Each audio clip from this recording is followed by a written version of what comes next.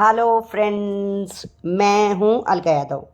जी हाँ, एक और मोटिवेशनल स्टोरी आप सबके लिए।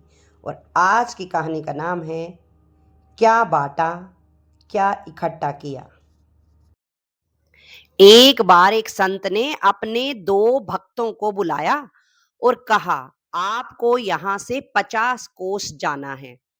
एक भक्त को एक बोरी खाने के सामान से भरकर दी और कहा, जो लायक मिले उसे देते जाना। और एक को खाली बोरी दी, उससे कहा, रास्ते में जो उसे अच्छा मिले उसे बोरी में भर कर ले जाए। दोनों निकल पड़े। जिसके कंधे पर सामान था वो धीरे चल पा रहा था। खाली बोरी वाला भक्त आराम से जा रहा था। थोड़ी दूर उसको एक सोने की ईंट मिली। उसने उसे बोरी में डाल लिया। थोड़ी दूर चला, फिर ईंट मिली, उसे भी उठा लिया। जैसे जैसे चलता गया उसे सोना मिलता गया और वो बोरी में भरता हुआ चल रहा था।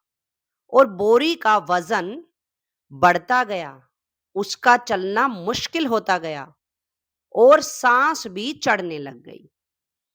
एक एक कदम आगे चलना कठिन होता गया। दूसरा भक्त जैसे जैसे चलता गया, रास्ते में जो भी मिलता उसको बोरी में से खाने का कुछ सामान देता गया। धीरे धीरे बोरी का वजन कम होता गया और उसका चलना आसान होता गया। जो बांटता गया उसका गंतव्य स्थान तक पहुंचना आसान होता गया।